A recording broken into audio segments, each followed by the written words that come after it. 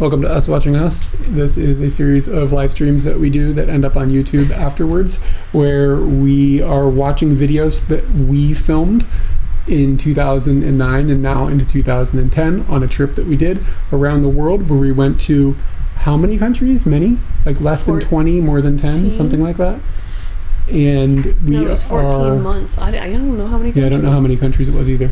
And we are now entering the Middle East area. Actually, last week we watched a bunch of stuff from the UAE, where we visited Dubai and Abu Dhabi after a traumatic experience that we had when we were in India. And we're going to be going into the country of Oman this week, tonight. This now. Hold on, stop. It's great that you're explaining shit. Something in the chat just amazed me. So Mongla wrote, "How do eyes work in blind mishaps? Please tell me if you find this. It's vital information." Oh God, that was so good.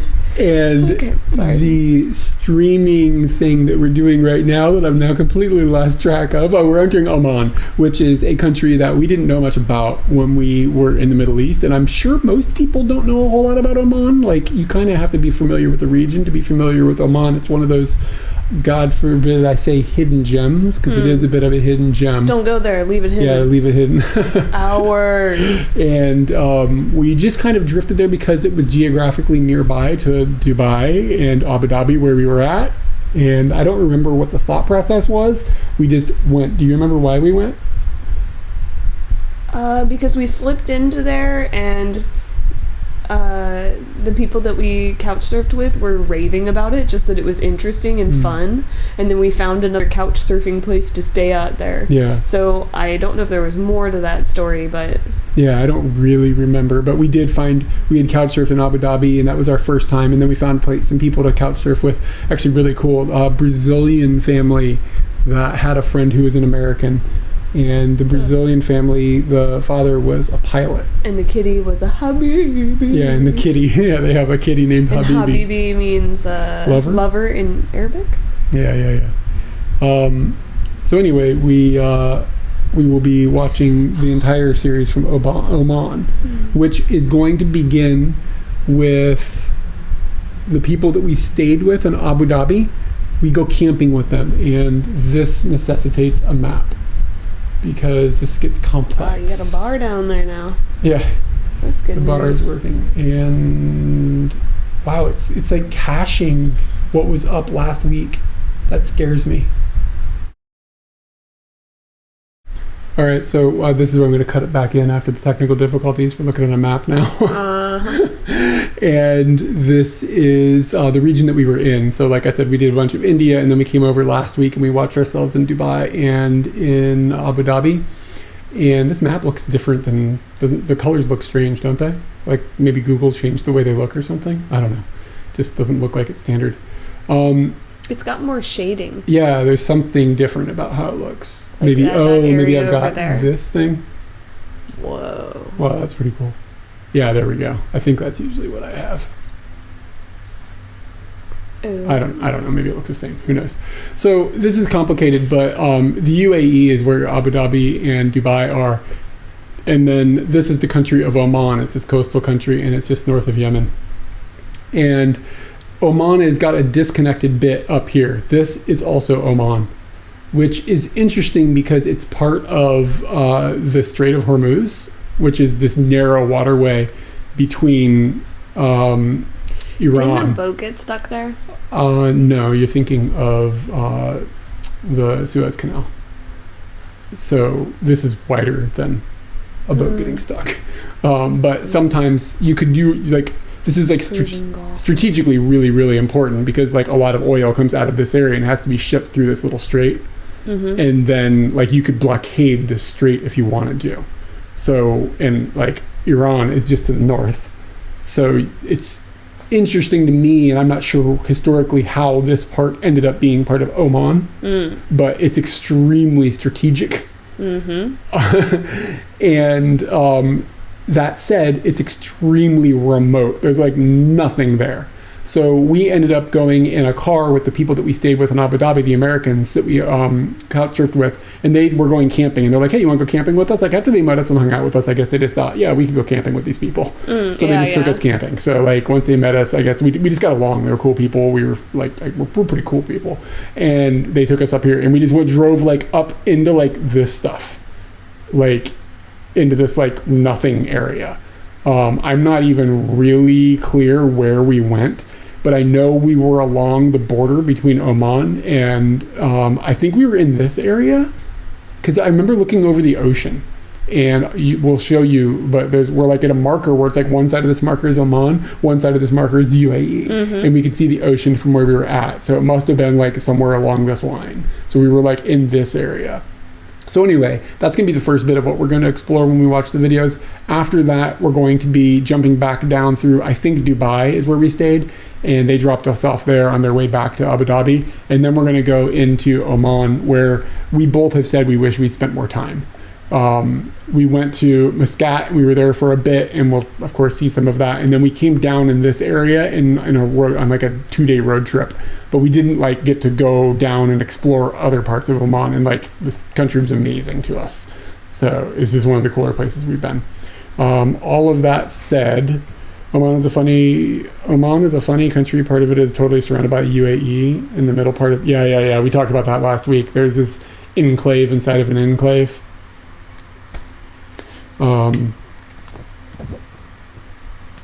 Here, where it's like, this is the UAE, and then this is Oman, and then this is the UAE. Like this little bit inside. Just like little things like that.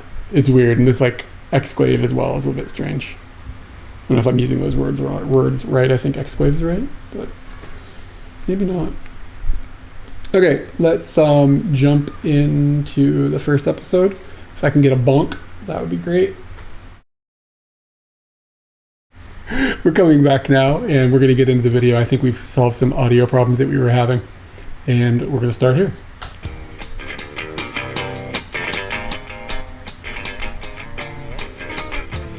While staying with Jim and Nadia, the Muslim holiday of Eid occurred. This holiday marks the end of Ramadan, and it's common around this time for people to have a few days off work. Jim and Nadia had planned a camping trip with their time off and had amazingly invited us along. This is Abu Dhabi, the city in the UAE where we stayed with Jim and Nadia. This is the country of Oman, which borders the UAE. Oman also has 2 small areas that also border the UAE that are not physically incorporated into the rest of the country. The northernmost part is a region known as the Muscat Peninsula, and this is where we went camping with Jim and Nadia. Blinking. Oh, this actually feels pretty nice. This is the sharks that are right here. Go find the sharks. He still looks blonde to me. You call him Ginger? That guy's a ginger. Are you joking?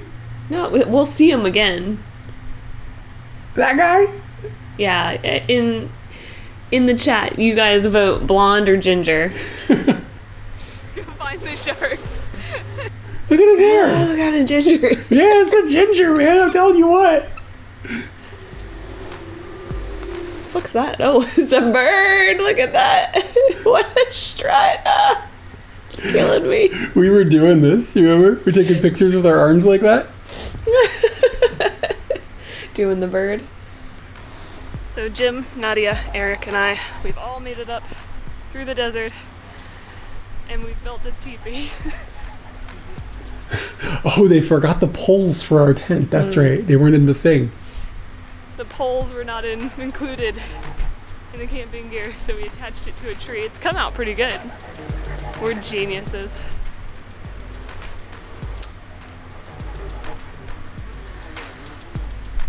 Our camping adventure has brought us up this hill. We're going to see a really cool viewpoint from our map.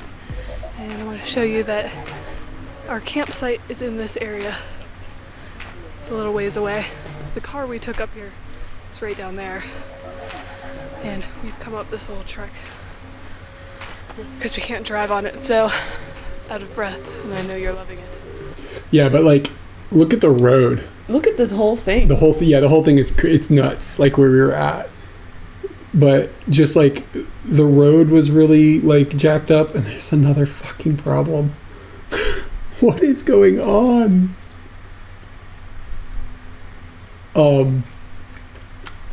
But yeah, just driving up there, it was unreal. I remember seeing like a truck that had like been smashed up and stuff. I remember something like that, but I don't have a visual memory. Really way out in the middle of nowhere. And I remember he had like a book of like hikes, but it was like a book because I don't think we had data or something. I don't think we had like cell phone signal. So I remember he had like a paper map of like all these trails and stuff that were up there. I like that. I think that to myself, I think that sounds dangerous. Paper. I used to love paper maps though. So this is the ocean over here, and we're up here for the sunset. And this marker is the border of Oman and the UAE. On this side, you can see it says United Arab Emirates, and on the other side, it says, you can barely read it on this, but it says Sultan of Oman. I love little things like this. This is just so badass that you can just walk back and forth across the country, and that's what it looks like up there. But it's like they can't possibly patrol this entire border. Like, it's just, there's nothing there. Like, so if you ever wondered what a border looked like, there you go. I love that picture.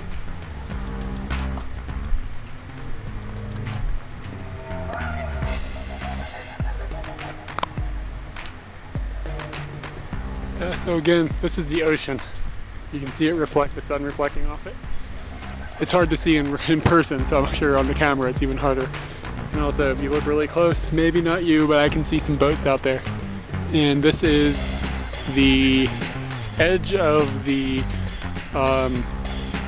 Persian Gulf, the Strait of Hormuz or something. I probably don't have that right. I'm just kind of remembering phonetically slightly on what I read. And Iran is like this way, like 45 kilometers. Is that a critter? Could be. Kilometers. So that's an interesting tidbit. Maybe we'll charter a boat. We got the fire going, we're decontaminating over here, getting the food ready, and we have a visitor.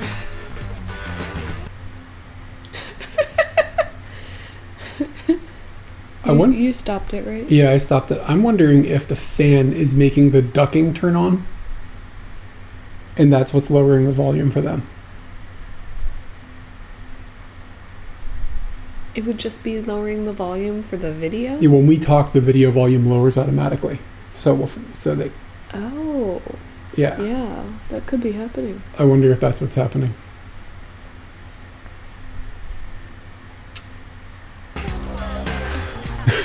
There's the donkey. Yeah. I was already laughing. Yeah, we have a donkey visitor.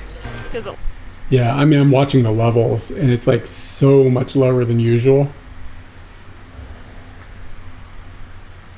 And I just wonder if the...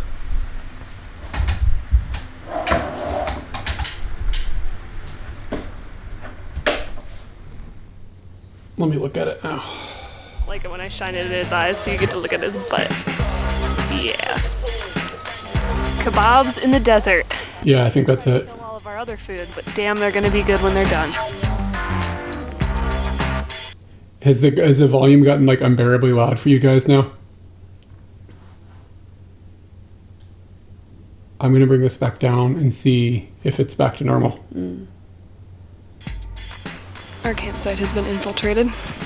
God damn. Again. By the lovely trio. I did give these two an apple, and they were amazed, and now they are friends with me. Funny. I can't believe you gave them an apple? And then they were friends with me. I already knew how to beat Zelda. I already knew. What? Breath of the Wild skills, bitch. Look at me out there in the wild, giving things apples, I could ride that donkey right now. We didn't talk about remember what happened at nighttime? Maybe we do. This donkey, it kind of hung out around us all night. We kind of had to shoo it off, and it would come around and kind of get up in our business, and we chew it off again. And then when we went to sleep, some of the fire was still smoldering a little bit. And about 20 minutes after we laid down, this donkey made easily the loudest sound I've ever heard in my life. Like this, like unbelievable hee-haw like sound that donkeys make. And I was completely convinced that it like stuck its snout in the fire or something. But apparently that's just the noise the donkey likes to make at nighttime, because like later we heard it further off in the distance, and then in the morning we saw the donkey and it wasn't wounded. So it was really, really funny. That's a different donkey. That's the donkey. That's a different donkey. But I had no clue they could be that loud. Yeah, so this donkey, we're in. Let me set this up a little bit more. We're in the tent, and we're almost asleep, and this donkey makes this like that noise they make, and it was fucking incredibly noisy, like shrill and so loud, and it just came out of nowhere, perfect silent, no noise at all. You're out in the middle of nowhere, and this donkey makes the loudest noise you've ever heard, like thundering through the fucking valley or whatever. And it must have been right outside the tent and probably pointed at us when it made the sound. And I just remember erupting into laughter. Like it was the most asinine thing I had ever heard. It was so funny. And yeah, some donkeys have 5 legs. Good morning.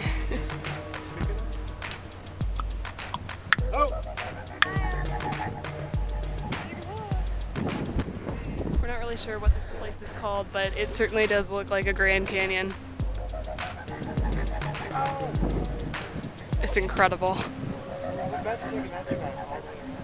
We just drove up there. It's just weird to me. It's not like there was like a park or something. No one's caring about that. Yeah, we just drove up there.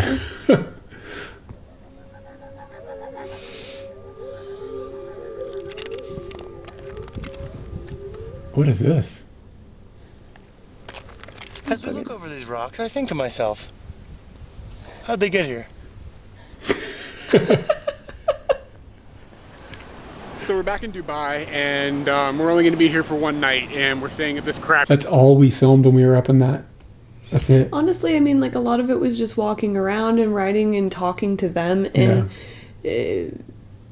like we don't really make videos with other people. It feels really weird, and I don't want to watch someone else turn on or whatever, because we don't turn on. We just do the thing. And the moment that I watch somebody else turn on, I kind of just cringe a little bit. And we're always off. Or are we just always on? It's a good question. The hotel that we stayed at last time, but it's really cheap, so whatever, it's not a big deal.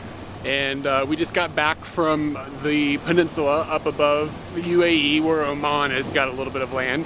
And so the way that I was making these animations back then is I would find a map of this on Google, and then I would take and open it in the GIMP and then make a new layer. And then I would draw the line, like obviously very crudely with the mouse pad.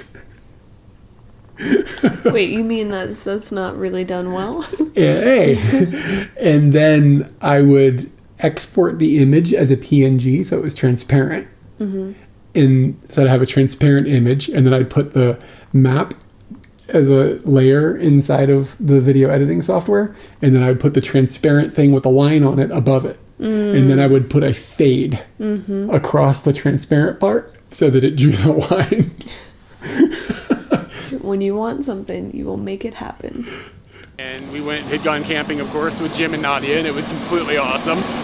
And we will just be here for the evening, and then we are going to head to Oman, the main part of Oman tomorrow in Muscat.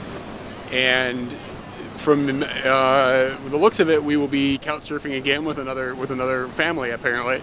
And hopefully it turns out at least half as awesome as it was with Jim and Nadia. I doubt they're going to take us camping, but not everything is completely perfect in the world. They took us to a party. We're looking forward to that. I ate chicken hearts. The bus leaves at 7 o'clock tomorrow morning, and that means we got to get up real early, which is kind of a bummer, but that's how it rolls. It's all right.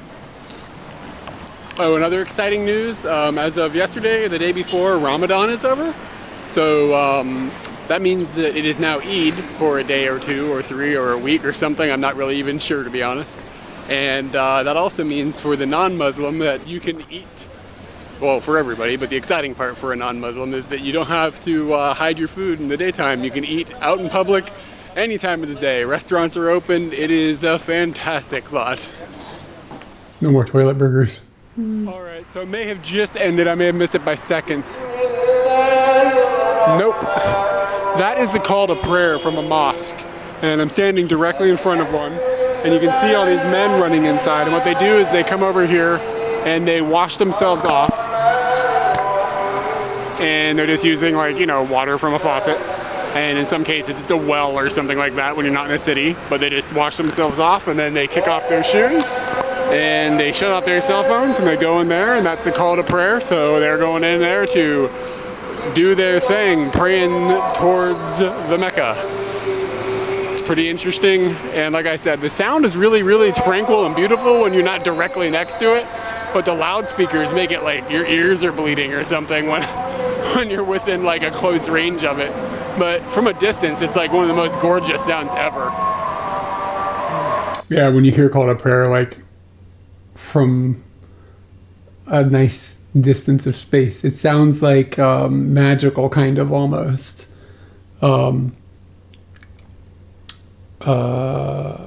was also going to say, if you've never been in a mosque before, they're typically, like the ones that we've gone into and had the opportunity to see, they're super clean on the inside. Like really, really super, super clean places. So there's people like cleaning before they go inside and all that stuff, and they're keeping the insides like miraculously clean. There's like no dirt or dust anywhere on anything. And I don't know if that applies to all of them, but it tends to be kind of what we have seen. That you kind of agree with me on that? Well, I'm thinking about two things, because I think that you wash your hands and your feet when you go in. Mm-hmm. And I realized, I was like, why do they wash their feet? And I realized that when they do, when they're praying, they're usually in lines and quite close to each other. So someone in front of you, you may be putting your face down to where their feet will be. But you're also putting your face down to the ground. Yes, Yeah. But that's also a reason why they would clean it so much, because they pray on the floor. Mm-hmm. And therefore, they're going to be close to that, so you would keep it clean. Yeah. Oh, look at this. And just in case you were wondering, the ladies' prayer hall is around the end. Something I read, and this may or may not be true, but I believe that sometimes women are allowed in the main prayer area with the men. And the men are never, ever, ever allowed in the ladies' prayer hall, which is this thing. How shady is that? So it's interesting the way that sexes can be divided sometimes. Oh, quick amendment. You can sort of see in here, but the mosques are generally all built so that they face the direction, like when you walk in, it's facing Mecca, so that there's no confusion as to what direction that you're doing your prayer. So this one looks like it's spot on, because everybody's facing exactly this way, and they would have walked in from down over here. So Mecca is that way. So if anybody's curious as to what direction Saudi Arabia is, there you go. So this is interesting. I'm in Dubai. I'm walking down the road on Al Riga Street or Al Riga Road or whatever, and there's a lot of, for this area of the world, scantily dressed Eastern Asian girls. Like, they're probably Filipino or maybe Malaysian or Indonesian, something in that area. And I mean, if they're walking down the street in the States, you would never even bat an eye at it. I mean, it's not like they're dressed sluttily in any means. I mean, they're just wearing dresses and a little bit of leg is showing and maybe their shoulders are showing. But I'm fairly certain they're prostitutes, just because they keep like saying hello to me, but not really trying to instigate anything. Not all of them, as you can see, she's not paying any attention at all to me, but like, they are, it's weird. They attract a lot of attention from locals. You can see this girl down here in the blue. She was like saying hello and smiling at me, and that's kind of when it first clicked. I was like, wait a second here. What's going on? And as you can see, the locals are all talking to her. And I don't know, maybe I'm out of my mind and they're just a bunch of really friendly Asian girls in dresses, but it seems like funny business is amok. Yeah, 100% sure they're prostitutes. They came up to me again, and another guy walked by, and just the way they're acting, 100% sure that there's a prostitution ring on Al Riga Street in Dubai. What the fuck, man? Okay. This is the kind of undercover reporting you'll only get from Katie and Eric circa 2010. Yeah. Bitches in dresses. This makes no sense. It's like... I started wearing dresses. Yeah, they're really looking at you. Were they? Yeah. You've never experienced that. Like prostitutes looking you up and down because they think maybe you have money. Little do they know, I didn't have any money. What the fuck, man? This makes no sense. It's like... They're everywhere. I've walked 2 blocks and probably seen 30 girls. And they're all Yeah, it's like old school. It's like they all know each other. So they're all just like hanging out and chatting and trying to be silly and like talking to every single guy that walks by. I haven't seen anything like this in any other country. So, I mean, we've seen prostitutes, and I may have been hit on by a prostitute in Hong Kong. I can remember that specifically, but in such a conservative culture, it's weird, and it's really weird because they're dressed so normal. Like, they're wearing jeans and a t-shirt sometimes, and it's just like, you don't expect that from street prostitution. But if they dress like total whores, then it would be so obvious that they would get cracked down on hard. So, like, the culture wouldn't put up with that. But since it's moderate prostitution on the street, that's all right. I'm jumping to some conclusions there in that statement. I don't actually know, but I kind of you'd assume that if they were dressed more ridiculously, it might cause an issue because something's stopping them from dressing more ridiculously. You know what I mean? Here's that twisted building during the day, so you can actually... Yeah, look at that. Isn't that cool? It's... What? How is that engineeringly possible? I love it.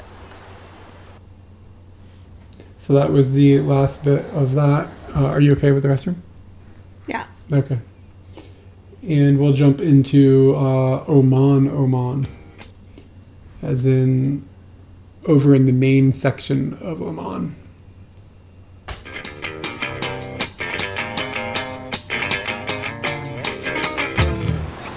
Okay, so we're in Muscat, and we got up this morning at like 5 a.m. and headed over to the bus station. We left Dubai to come here, and the bus left at like 7 that fade again? or something. Yep. And we wanted to make sure we get a ticket because I don't remember this bus ride at all. I don't either. we think it's a Too lot many of buses. so we were worried that there was going to be a lot of people on the bus, and there was like nobody on the bus and nobody at the border. It was like a piece of cake. But last night in our Royal Falcon, which is the worst hotel in the world in Dubai. But it's cheap, so it's okay. They had the disco music blaring until like 3:30, so we didn't really get very much Wasn't that country once called Muscat and Oman? I don't know. sleep because we had to get up at 5. Did we go to Jordan? Yes. And so we're pretty tired today, and of course it's like 1,000 degrees out. And we got here and everything is closed for Eid, and we had to wander around for a while, and we found an internet cafe, and then we were able to get online, and we are meeting somebody here that is going to take us to their house, and we're going to couch surf their place. And that guy just got jacked. He ran up to get on the bus, and they told him no. It was awesome. Man, anyways, so now he said this guy Marcel, I believe he's Portugal no, he's from Brazil. Getting all these people's nationalities screwed up.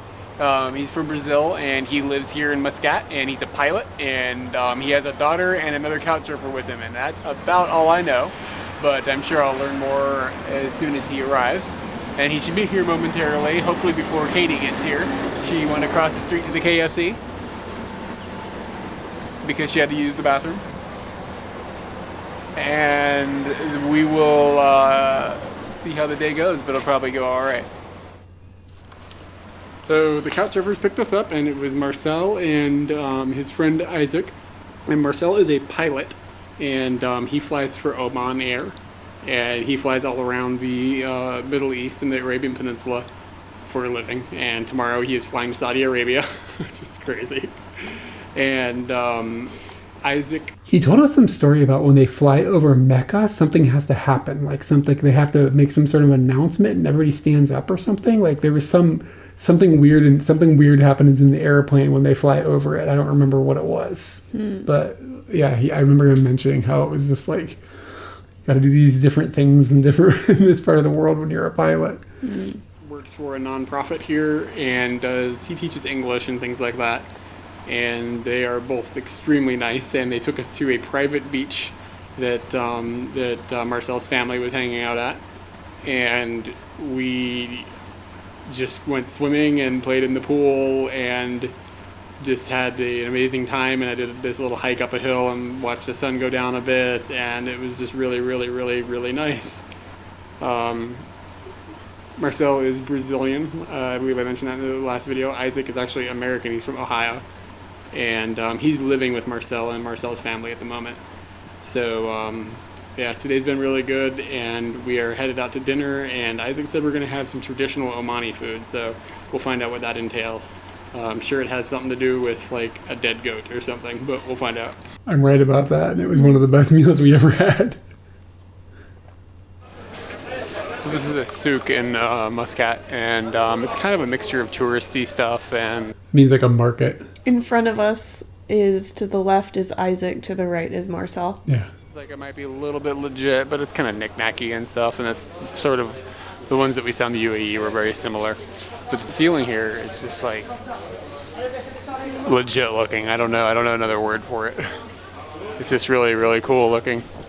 And the smell of this place, it's got an incense basically. It's called frankincense, which is something that's a big thing in Oman. And it's Am I right about that? really overwhelming, but it's I don't know, I trust you from the past about all the things. It's very distinct. And it's nice to know what that smell finally is, because I have smelled it in the past. I guess it's pretty neat. We didn't go to Bahrain. You left your appendix there? Oh man, it's a story there. Postcards and whatnot. We'll be hitting that up later. Yeah, so this still was like kind of touristy a little bit, like this little market I remember, but I remember it being less like feeling like you were in Disneyland than when you were in the UAE. The UAE felt like everything was like Disneyland level fake. This felt like it still had a little bit of like authenticity a little bit to the building and the atmosphere.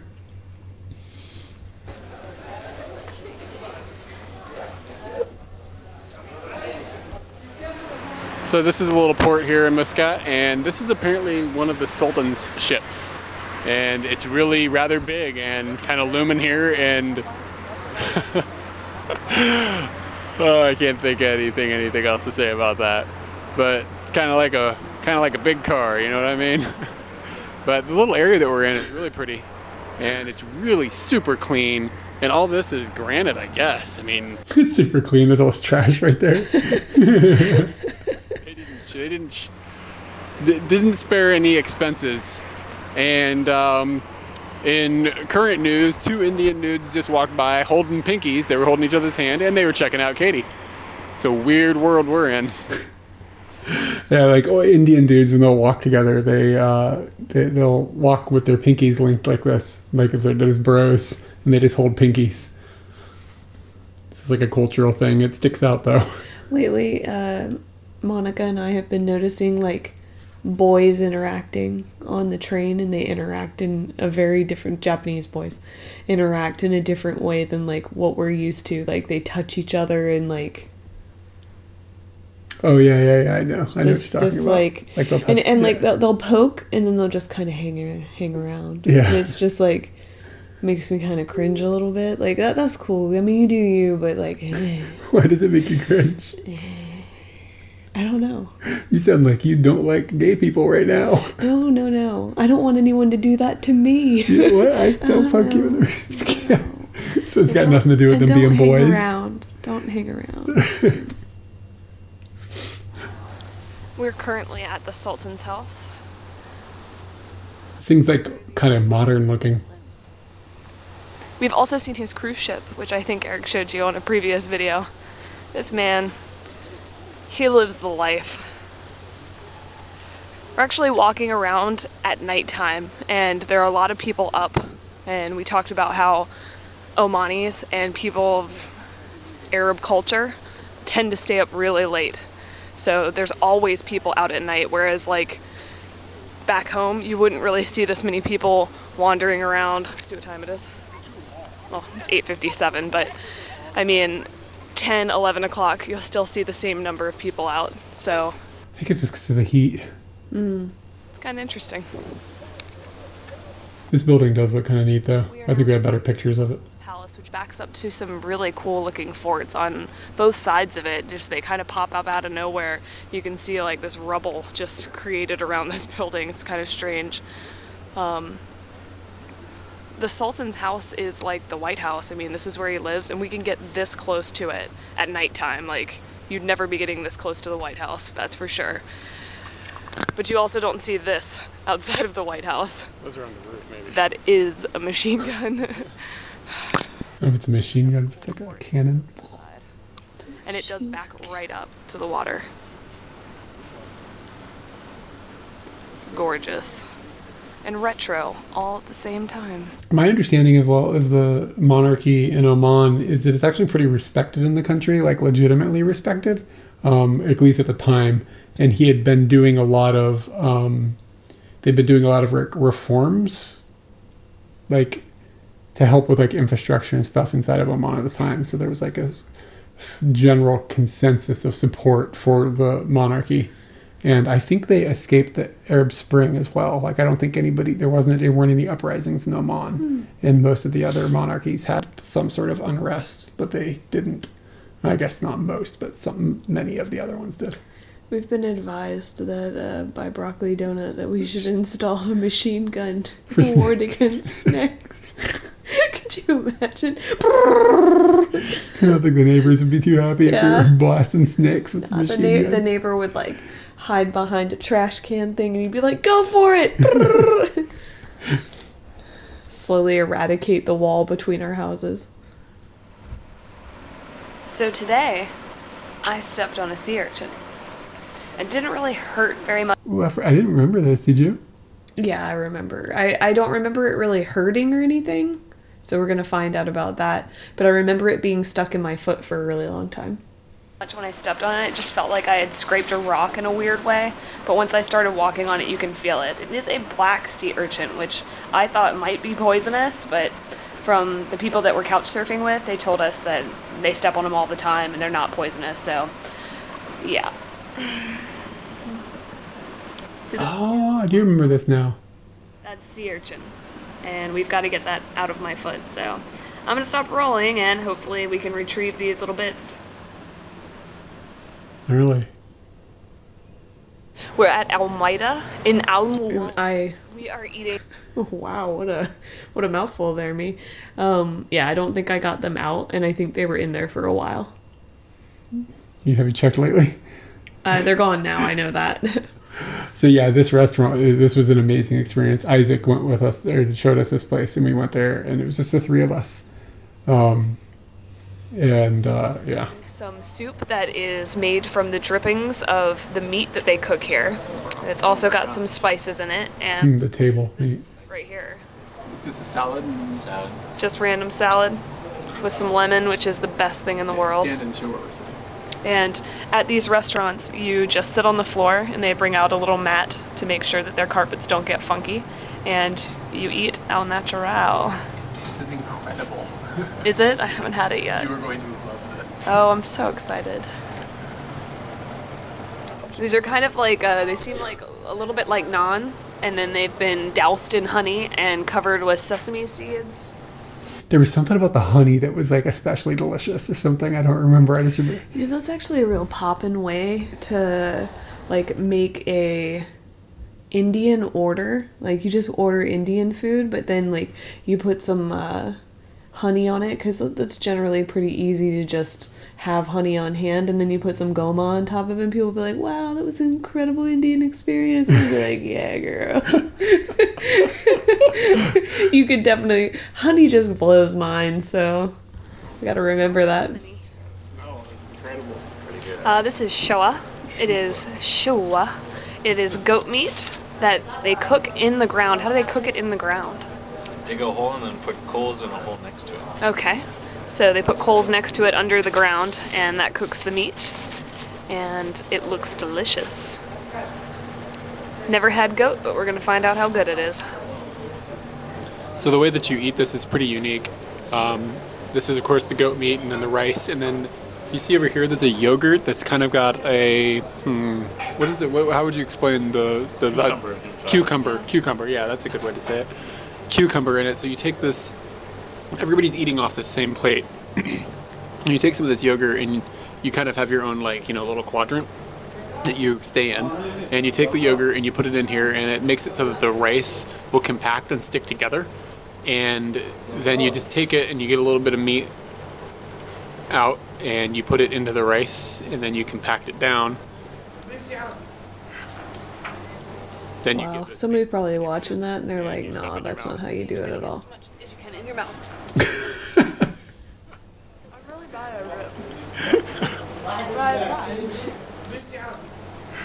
So, like, the thing about that is that without somebody showing us, we would never have figured out how to eat that. You know what I mean? Like, nobody, you would never come to that conclusion. Over and we'd been like, well, you do this over there and this over there. You don't mix them together. If I recall, you couldn't see other people eating. So you couldn't, like, watch somebody else because you're, like, in your own little room or whatever. So it was just really I hope he told us how to do it right. Otherwise, we just look like morons. But... So the final bit of this everybody else is over there with like a fork and a knife and stuff. This meal is this amazing tea that has got this. I don't know. We can't figure out what the predominant flavor is, but it's really, really, really stunningly good. And mixed with the leftovers of the honey naan, it is just really complementary of each other. So this has been an extremely successful meal. Hello, Isaac.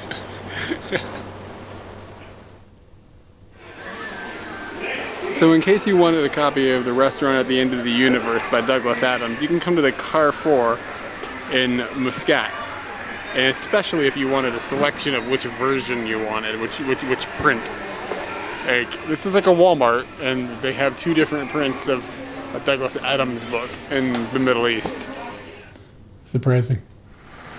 Would we do this all over again or leave it? I mean, I guess if the opportunity came up, I would travel again. It would be a very different experience to do it now because, I mean, we're different people. It's like, sort of, because we say sometimes we say the same shit we said then, like nothing has changed, but we've gotten older. The world has changed. Technology would make it very different. We've changed. I have a soothing voice. Do I have a soothing voice? I have like a lisp problem, or don't I? Do I still? Not so much. When I was a kid, they were like, you got to fix your lisp. You sound like a fool. Who was talking to you like that? Like at school. Idiots. Like they put me in some sort of class. So we're in a food court in Muscat, and there is an amusement park, like just basically right inside of the food court. And there's a lot of people in here, and it looks like a Japanese thing. So that might have something to do with it, but I mean, well, not that. This is this craziness.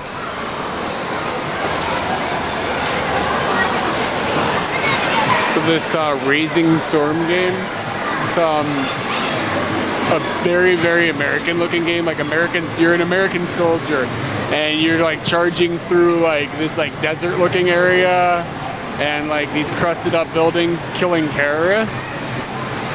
And just watch like a Omani family like playing it together. It's weird. Because it's like, it said on the screen, kill the infidels and protect the Allied soldiers. I mean, I'm in Oman. What in the world? Yeah, there's a carousel in here. It's going pretty fast. There's bumper cars. Oh, here's an Elvis machine and then bumper cars. It's an Elvis machine. I didn't know what it was. Here's the Elvis machine.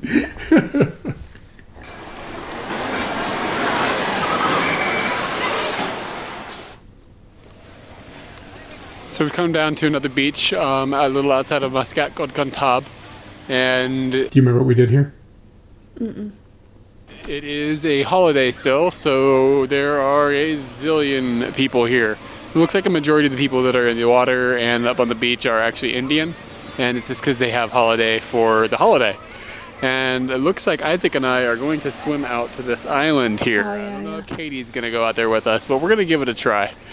But it's just astonishing, the mountain ranges and just how everything looks here. It's just so different from anything we've About ever 5-10 seen. minutes. It's really, really nice. Yeah. And the water's a little cooler than it was a little further west up on the Persian Gulf.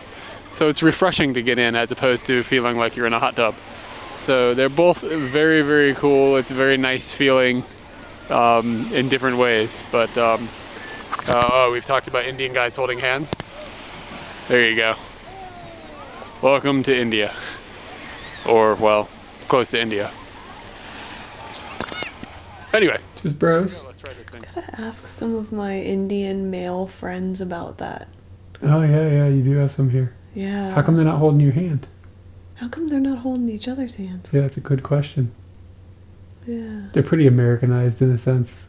Very, but also, like, don't you hold on to your roots? Hold hands. Holding onto a root is completely different. It's the next step. So that island thing, we ended up swimming. You went with us. We swam out to that island, I and did. it doesn't look very far. It was very hard. It's really hard. It was really hard. Speaking of me reading the dictionary, I didn't read the dictionary yesterday, but I was at my Japanese class and a kid came in and he already goes to like Japanese school, and I think that his mom just sent him to that thing to like go and be at a school thing. So he went there and like one of the Japanese people just did math with him, and then they knew that he had English stuff to do. Wait, how old is he? He was chugakse Okay. and middle schooler, and then they found out he had English work or like an English class that he needed to study for or whatever, and they're like, "Oh, Katie, go." And then some jokes happened afterwards, but like I read it and I thought to myself, thinking about these people who have just heard me like talk like a baby in Japanese, and my Japanese voice I don't feel sounds like my real voice, and it certainly doesn't sound like my and then this happened da da da da da da da da da da da. We were reading about cricket, and it was a phenomenal read that this boy got to listen from me. And I just realized then they heard a whole different version of who I am. Mm-hmm. And it was very well spoken and clear, and you can understand it. And I even put emphasis on things, and it was just like, oh man, they got to hear that. That's kind of interesting to see that flip side. And yeah, so he got to hear my dictionary reader voice. So we swam out to this island, and it was a heck of a swim, like swimming against the current and everything. And then I think I we lose my climbed up shoes on the here. far side because you can't get up over here. And so we climbed up way on the... Like, I remember swimming out and being like, this, we might have a problem here. Like, we might drown. Like, I remember being like, I could see myself running out of energy and just dying right now. Like, I remember having I didn't those feel thoughts. drowning was a possibility, but I certainly thought ruining everyone's day with, like, panic and whatnot could happen. The other side. And we walked around the front and walked all the way up to the top. And we may have some photos of it because I had to leave the camera behind because the waterproofing on the camera isn't so waterproof anymore these days. So I'm a little worried about it. So I'll have the camera behind with a friend of ours, and she said she took some pictures but were really small on them. So if there's a picture, I'll put it in the video right here. Wow. When we came back... Did the beach have guards? I don't think so, but I don't remember. Shorter swim back, and we just walked down to this edge, and we jumped and cannonballed into the water. And then we swam across and then hiked back up over here and hiked down. So that was really, really fulfilling. Yeah, I did it. Yeah. They're my shoes. That all of the Indian people here just think we are insane because there ain't anybody else swimming out there. You have your shoes in your hand there, Yep. and you lose them. Mm-hmm. They were right by the car, and Drove off without I them. just drove off without them. So it's a bit dark, but we're in a Shisha bar here in Muscat. Do you remember what happens here? He loses his fucking keys. Oh yeah, and then we Like had to on the go beach. around looking for Yeah. them. This is actually the second one we've been to. This one sits right on the ocean, and that is the ocean, and the beach, and that is Can't really do shisha. that is the hookah, and that is Isaac. So if you're drunk, yeah, you're on your own. They're speaking French. I have no idea what they're talking about, but they might be calling me a dick. Yeah, so Isaac ended up losing his keys that night on a beach, and then we just walked out and just saw them, and it was like it was a miracle. It's like this huge dark beach where you couldn't see anything. Somehow we found these keys that fell out of his pocket for his car and his apartment and stuff. And I had lost my shoes earlier that day. Yeah. What did you do? Did you have a second pair of shoes? No, we had to go buy shoes at the Carrefour. But how did you go into the Carrefour? Just without shoes on? Don't remember. Maybe somebody let you borrow some flip-flops or something. Maybe, yeah.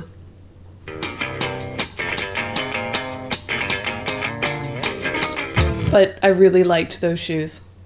I remember feeling, chacos, yeah, right? and I'd just gone so far with them. Like, it was just you like... got them in America, so we Yeah. had them for like months, like over a year. Yeah, so we went with Marcel and his family and Isaac, and then also, what was his name? It was like a generally female, like Leslie or something. I can't remember his name, but there was another dude. I don't remember. They were from Jamaica. And his family, he was a pilot as well. And they were going out to this dam to just hang out and do stuff. So we went, they took us along with them. So we got to go to this dam and hike up this dam and stuff. It was a cool day. About an hour out. And this is a wadi, which is basically just an area where there's water. And in this case, there is a dam. And apparently you can climb up these steps on the dam and get up, and it's very beautiful on the other side. So I'm going to see if I can work that out. And we're here with Marcel and Isaac and another pilot, a friend of Marcel's. And his name is Allison, and he's from Trinidad and Tobago. And he's been here for a year.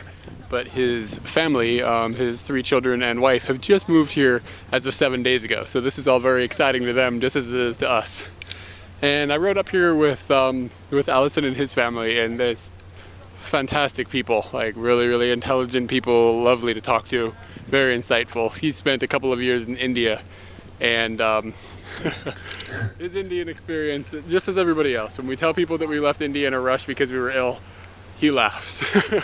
So he understands, and just explaining our experiences and his experiences with India, and just the similarities, very funny. So that was a really fun ride, and I guess we're going to explore. And something else that's interesting about a wadi is kind of like what I think of in my head is an oasis, because if you look around over here, there's trees all the way around here, and they're definitely not trees up here. So this is unique to this area, and just seeing water and stuff is really, really amazing. So there's a lot of Omanis here and a lot of Indians, and you can see Katie is down. She's already in the water, so I'm gonna go down there and cool off, I think. So we were just out in the water here, and we had a group here, and there's a group of guys over here, and then there's a group of people over here, and we all had a yelling competition. 3, 2, 1, and scream. And then it would just kind of go around. And that's apparently what they do for fun here. And then you got these characters here. And it's kind of another thing that's a little normal, but a little odd for us. This man, one guy is washing the other guy's legs and giving him a massage. And that's completely legit. So here's what we're gonna climb. These things are about 4 foot tall each step, and we're gonna climb all the way up to the top. And from what it sounds, yeah, I'm doing some bro shaming, aren't I? Yeah, I'm feeling kind of bad about that. It's not that it's totally not like the gender is the same. It's that they're not actually in romantic relationships, but they're behaving in ways that we associate as a romantic relationship. I think that if I had watched a woman massage another woman, it would be the same thing. Yeah. Oh, yeah. That's I totally think so. But if you saw 2 people and they were but if I saw a man and a woman, or a woman and a man doing the same thing, then would I? You would assume they were a couple, but you kind of know that those people aren't in a relationship. You can tell by the rest of their behavior. You know what I mean? Yeah. Like if I saw 2 dudes who were clearly in a relationship together, I guess the washing would be a little weird. That's a weird thing to do in public. Yeah, the washing is weird. The massaging is still like a little back rub or something. That's not like I don't think I would even process that. But a leg rub? The leg, it's weird to do that in public in general. There's just weirdness there. Yeah. Yeah, it's just in like Yeah, I don't know. I mean, it's fine that it's happening. It just sticks out to us. As all of our friends are making, this water is extremely cold. So that should be refreshing considering it's 1,000,000 degrees out. This is kind of interesting looking the way that the dam water is coming out. It's really neat. It's awesome. Yeah. It's seriously cold. Hey, look how big those steps are. This was hard. I remember your arms. You were really. It was easy for me. I could basically just step up it. But I remember you made your shoulders and stuff got really tired. Yeah. I think. Also wasn't in the best of moods on this day. You've got different shoes on now. See Isaac up there being a Superman as he tends to be. Look at him just go. Wham, wham, wham. He needs to be working the other side though. So you can see how high this is. So I'm standing in front of one step. And I'm about that far up from the water. And let me block the sun. Katie is right there.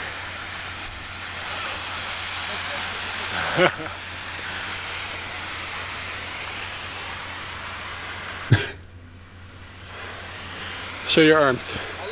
What about them? The red. I hope you can see that in the camera. She looks a bit like a lobster. Yeah, it's only gonna get worse. Not looking forward to that. So we're sort of near the top of the dam at that point, and kind of comes up into this corner. And where Katie is, this little speck here, the stairs, like a stairway. So this winds back up and over. And then we'll climb over, and I'm hoping to see a river. And there's Katie waving her arms.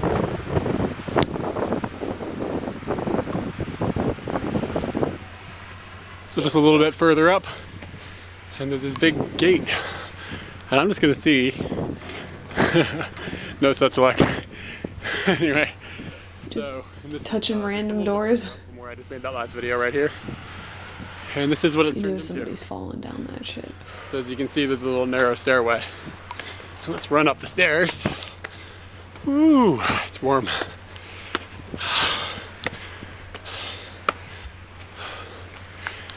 And it just kind of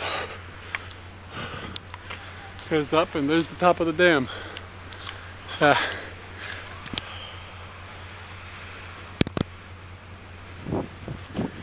Okay, I'm up to the top. Look at this giant cave. I remember hiding in here because it was the only place that you could get shade. Yeah, I remember being pretty cool inside that cave too. Oh, lizard. So this is a lizard in. You kept it going into water fully clothed back then. Was it because of sun or because you didn't want to change your clothes? I don't like getting the sun on my skin. Inside of this cave. And my dad would be asking me, and I wasn't really comfortable with my body at that point. Still not really comfortable with it. But I would go in with a bathing suit. In Middle Eastern areas, I also kind of just feel like it cuts out a lot of worry. Yeah. And it's not very big, but it's still interesting to see. Oh, there he goes. He doesn't like I have a light on the front of the camera, and I don't think he's a big fan of that.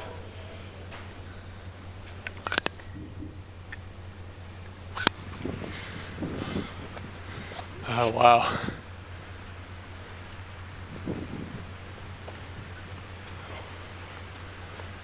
Katie's found some shade.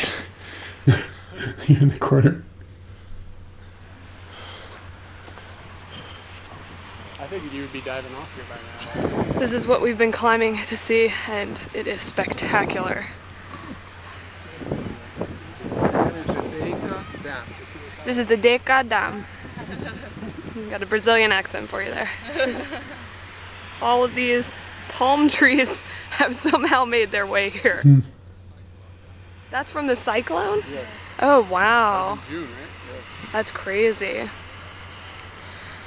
And The ground is very hot. Yes. And we're with some crazy people who have come up here with no shoes on. Yeah. Gonna have to samba it out. It's where we were climbing before, where we were walking before our climb. It looks. The distance shocked me a little bit when you panned over.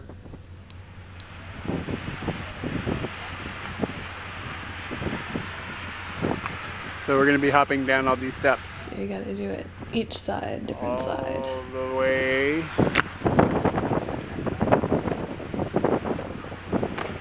All the way down here. And I'm gonna go under that water.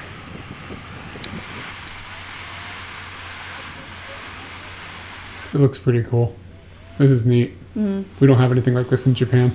The water coming out of this thing's making a lot of noise, and it's really, really chilly. Allison and Eric have decided to go in. I don't know if I'm gonna. I might as well. Here we go. You know, the waterproofing on the camera, we're a little worried about it. Yay! New shoes! Wadi side coffee. It's pretty nice. I remember this being dramatic for some reason. Like it was really hard for them to get it going for some reason or something. I just remember it being some sort of... It took a really long time. Getting our boil on. People are really chill. Yeah.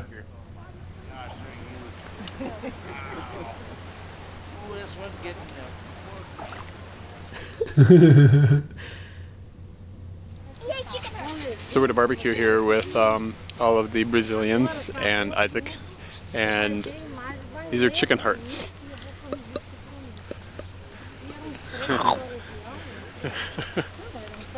What does it taste like? It's seasoned well, and it's kind of just squishy, but it still has texture to it. It's like between meat and fat. So Isaac and I have come to the Grand Mosque. Yeah, you stayed home this next day. I don't remember exactly. I think you just weren't in the mood to be around people or whatever. I don't know what the deal was, but yeah, you just chilled. Yeah, I think the Wadi day was just too much. Mosque in Muscat. So this mosque is like astonishing. It's like a really amazing looking building. And if I recall, it's got, I think it might be the largest carpet in the world. And I think Saddam Hussein gave it to them, but I could be wrong about that. I'm just piecing together like little pieces of my memory. I'm sure I probably say it. Goat balls versus chicken hearts. What would you eat again?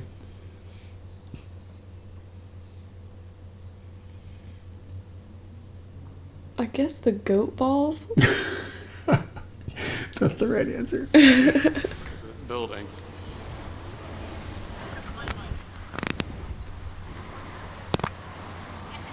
This dome, the gold underneath like the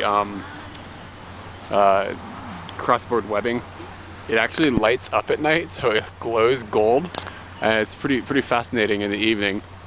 And apparently the mosque is fairly new, like maybe 10 years old. So it's very, very modern, but still kind of retains the exact same look you see in other mosques. And just to think about all the grass planted here in Muscat, like, the complicatedness of keeping that alive.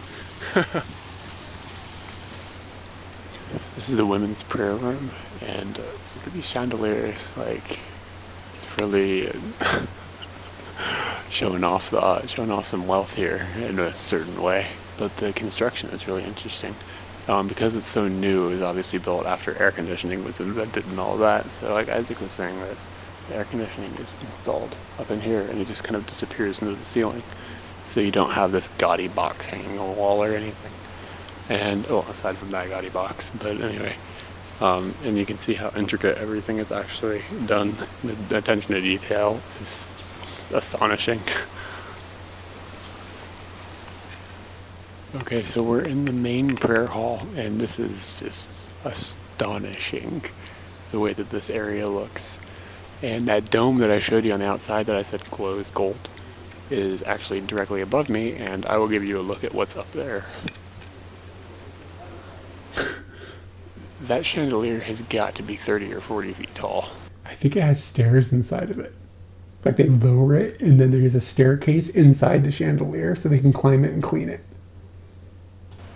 It's difficult to tell from the perspective, but I'm thinking about how tall am I and how tall is that, and I'm putting it together, and it's really, really big. And there's the dome, of course, right above it. All of this, everything is so intricate. Isaac said that somehow inside of the chandelier, we're not exactly sure how this works, but rumor has that there's a small staircase that like winds up inside so that they can walk outside and they can clean it. And if you look at these are actually a representation of a small mosque. Each one of them looks like a different mosque, and it's got the crescent moon and everything on the very top. So, I mean, that's just absurd. It's really, really Apparently, pretty. It's one of the largest chandeliers in the world. You cannot see or fathom something much larger than that. And the building and the room itself is very large. And, of course, in this case, Mecca is this direction. And over there on the backside, we walked around the whole perimeter. Over there on the backside is the Sultan's entrance for the occasions that he comes and has prayer here. But this is the most explosive looking mosque that we've ever been to before. And it's really just astonishing. I'm really, really glad we came. Another little interesting tidbit is security guards have got pistols. I don't think I've ever seen that at a mosque before either. Yeah, I wonder where I got this thing about the carpet. So we're at a birthday dinner for my friend Allison, his daughter. She's turning 18 today, so there's a large group of people here. And I've got a Lebanese pizza that I have no idea if it's going to be any good, but we're going to try. It has pine nuts, and I don't know, maybe that's goat or lamb, who knows. So that should be an interesting endeavor. And everything's really good. And this is like a Japanese fusion place. We had sushi, and now I'm having Lebanese, and they're having pasta. So it's an interesting conglomeration of food. And we're actually sitting right by the ocean. So there's a nice atmosphere and view and everything. So here we are, and it's an interesting environment. There are people from Brazil and the States and Trinidad and Tobago, and it's crazy, the expat life. We aren't sitting together there. Yeah, I don't remember what happened there. When we went to the dam, do you remember this? Like, Allison stopped. Like, I think Isaac was in the car with him. It was his family and Isaac. Mm-hmm. And then we were in the car with the Brazilians. Uh-huh. And Allison stopped his car and no, it was his daughter or something. That's what happened. And a trade happened. Yeah, they said, give us Katie or Eric, and you take the daughter, so that they could just mix up the conversation a little bit more. And his daughter got to meet all those people because she was new to the area as well. And then I got to hang out with them. But yeah, the experience was really cool. So we actually have more here that we're going to watch, and we're going to be doing a road trip where we go down from Muscat, and I don't remember exactly how far we go down, but we go down the coast, and just because they gave us a tip that you'd be able to see some sea turtles. And I think it's just a 1 night, 2 day trip, if I recall. But we rented a car, and then we went down and just spent the night in a tent On the beach. on the beach next to sea turtles laying eggs. It was incredibly windy. Yes, it was very, very windy. So yeah, we've got 2 more videos here, and that covers that. And yeah, let's go.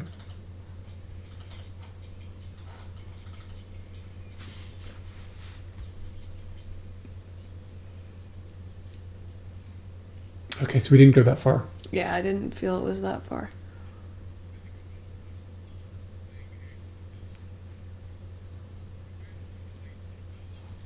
Scene, thank you.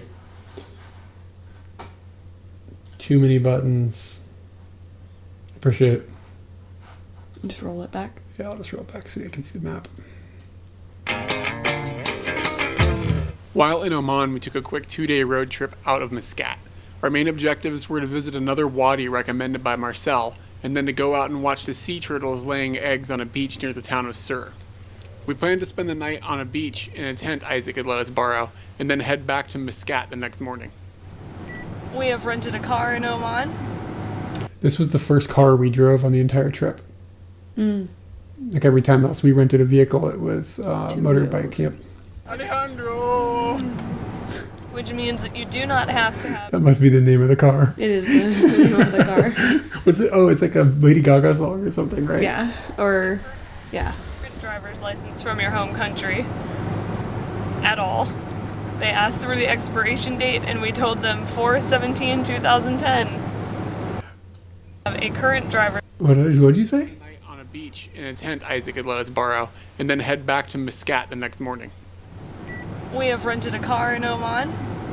Alejandro! Which means that you do not have to have a current driver's license from your home country at all. They asked for the expiration date and we told them 4/17/2010. And that was A-okay. So at this point, it's like August or September of 2010. So that all worked out. We were very nervous about our licensing issues right now. We got a car. It is a Toyota Yaris.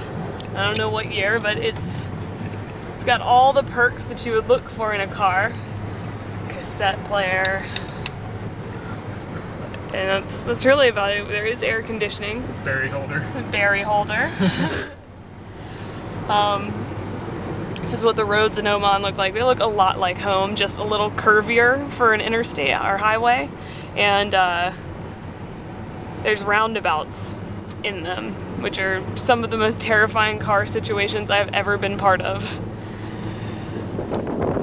So we're on a about a 600, 700 kilometer road trip for the next day, and tonight we'll probably camp on a beach or sleep in the car, and then we're hoping to see some turtles tonight, like on the beach, like sea turtles that lay their eggs, and we are else is also gonna lay their going to go to a Durr. another wadi, and we're almost there, so we'll be there soon. And right now we are just at a quickie mart type thing, and I mean, as you can see, there is nothing out here, and then all of a sudden, bam, it's completely western inside. Like, it's exactly what you think it is, just like any fast mart or something would be back at home. So we've been driving for a few hours, so we thought we'd take a break and get a snack. Oh, if you're curious, this is Alejandro. Check out his license plate. Wow. I can only read some of that. Doesn't say Habibi. Habibi. How did that car not end up named Habibi with how much we were saying that at the time? It is a convenience store, and like I said, it is exactly like a convenience store in the States. It's Pringles and shit. Pringles.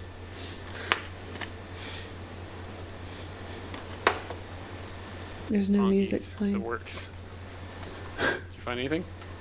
Nope, not yet. Were you ever nervous at travels with these foreign people? Not really. We didn't really get that nervous about travel. Like before the big the departure, probably a little bit. We were a little bit like, what the hell? But after like a few days in Thailand, we were just like, whatever, we got this, and we didn't really get nervous about stuff from there on. Like, not really.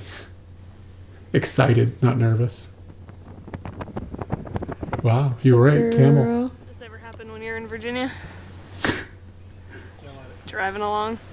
What up, girl? Alejandro is helping us climb the mountains into, let me make sure I got this somewhat right, Wadi Ban Khalid. And the scenery thus far is amazing. It's just winding roads. And we're slowly getting to watch this guy make it up the hill. I remember there was like Really slow. We just passed him like 5 minutes ago. I remember there being Everything bees. is kind of covered with red and green, which is a little hard to see here, but they're intermingling among the rocks, and it's really gorgeous. He'll make it. Don't worry.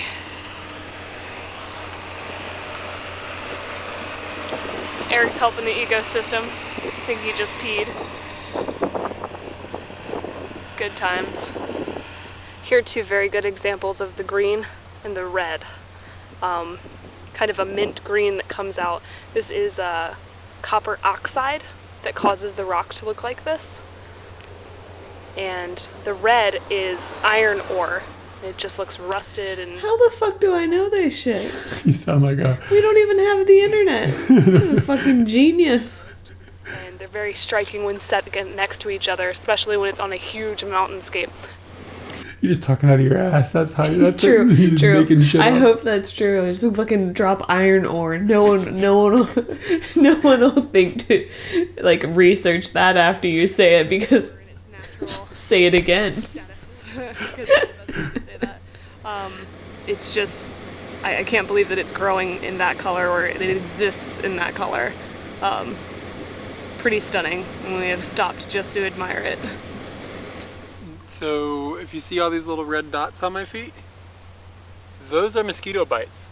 About hundreds of them on this foot. It's pretty, I didn't notice this until just now. It's very itchy, so, get a scratch there.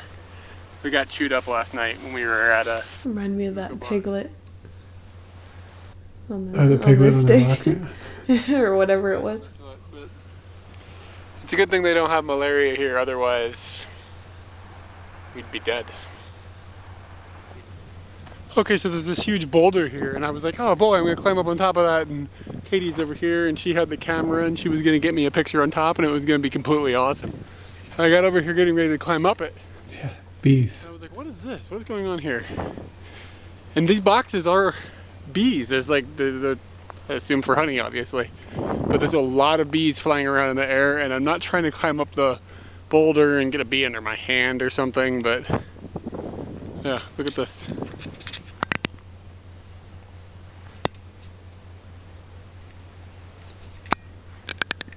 Is it possible to see bees and not think about that GIF with Oprah? Yeah, I already did it. I was like, I think I'll calm down about that. On being out here, this is obviously somebody's property, so don't want to be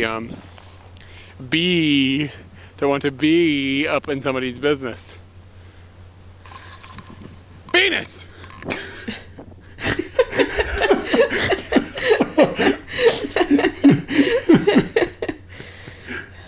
This is one of my favorite memories from our entire trip, being in this Wadi. Wadi is spectacular.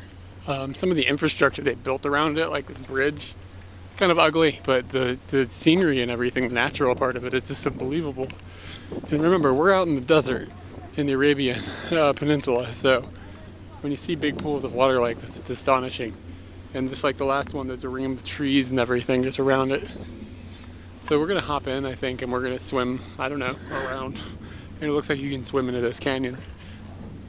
You know how you can go to the malls in the States now and have the fish eat off all the dead skin on your feet?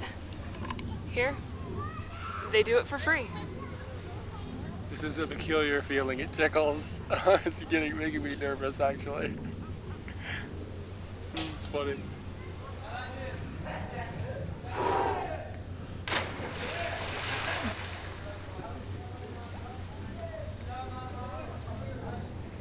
I did something like that.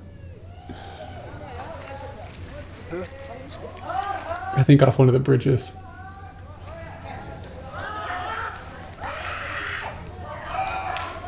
God.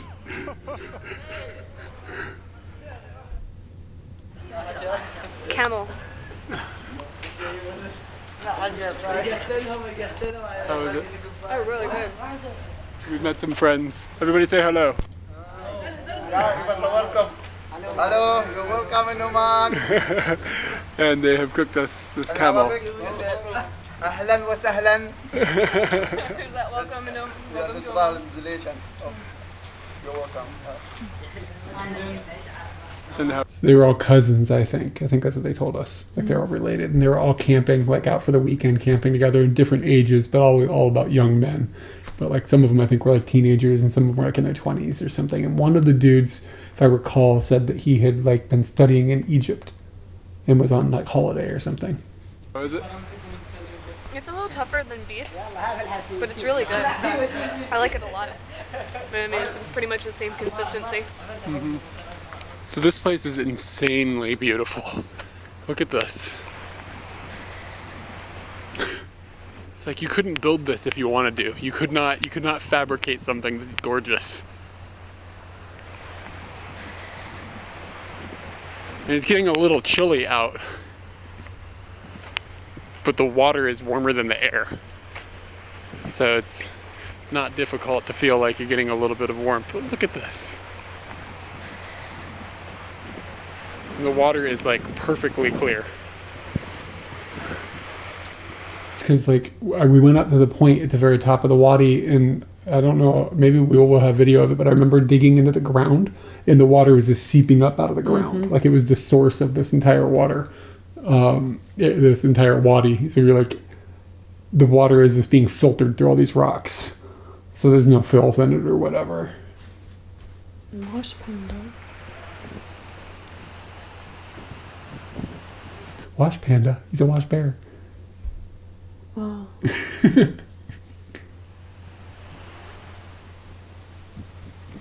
Yeah, maybe we'll show it in a second. It's hard to wrap your mind around that this actually exists.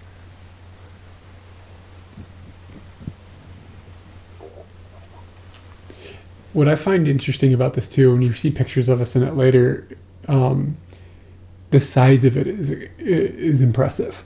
Like, we're really small inside of this, but you can't tell if there's nothing to show. There's no, like, trees and stuff to like you know what I mean. There's not like a mailbox, you know, the size of a mailbox. So your brain can't comprehend how big it actually is. Look how little she looks. Yeah, Everything is so huge. I swear I don't watch these beforehand. So this is a spring. This rock. This underneath this rock is where all the water that's going down into this wadi, all the way down through here, all the way to where we were swimming and everything. This is where it's coming from. So there's one rock here, and there's a couple of stagnant pools up there a little bit further, but this is like the source of the current flow. And this rock is also excreting water, and you can see it. Just look at this. It's just soaking out of the ground. This literally is just coming out of the sand. If I dig it back, more comes out. So it's literally just seeping out of the ground. I mean, I always knew that's how that worked, but I've never seen it happening in practice. We met back up with our friends who gave us the camel mate, and we're swimming with them now. And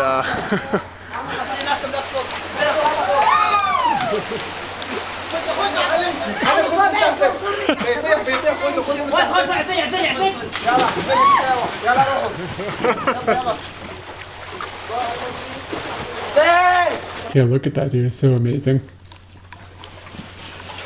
What a drop and jam. You got a good KD paddle going.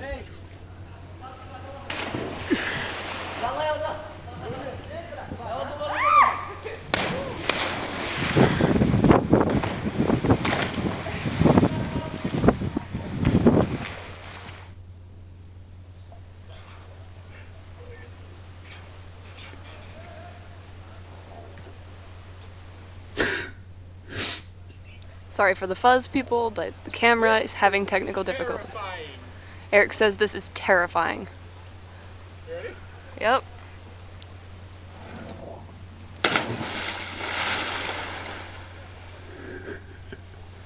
Look how long I was underwater. Oh, you didn't die. Congratulations. Was it fun? Yeah. Cool. All right, one more episode. How long is this one? If 8 minutes. I'm gonna go pee real Okay, quick. cool.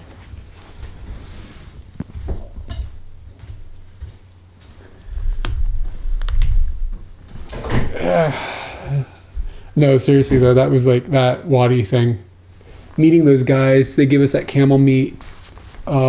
Swimming through it with like a group of people who were having fun and stuff. It's a really fond memory in my mind. Like just one of the coolest things we saw.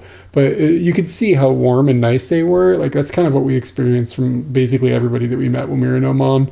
The people, even the other foreigners and stuff that were living there, but also just like we'd interface with people in shops or whatever, a gas station, whatever. Everybody was super nice, and it's a big part of why if we ever go back to the Middle East, like Oman is like high on the list. Like a lot of people end up going to like Abu Dhabi or Qatar and like Israel and Egypt and stuff in that region, but Oman doesn't get even mentioned, and I'm not sure if they want it that way. But it is just a really, really cool place, or was when we were there. And we felt like it was really safe. I recall it being fairly cheap at the time, especially considering the cost of the other parts of the region and stuff. But yeah, just one of those places that's just like kind of like a hidden gem or whatever. I think that really applies to it. Yeah, they did sort of just adopt us in the group, and they're like, yeah, we're gonna make you. We're eating camel. They had camel and beef, I believe.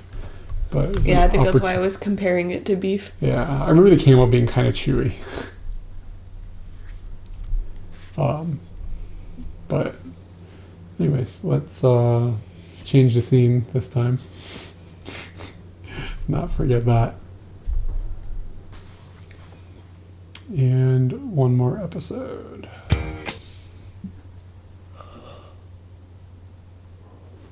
Oh, it's almost 10. Yeah, this has been a long one. One of the most amazing things I've ever done is watching a giant sea turtle lay her eggs on the beach in Oman. I'm at Will's house, so I'm filming this and editing it. I'm back in America. Oh, you can tell my beard is a little longer too. You are definitely using a cue card.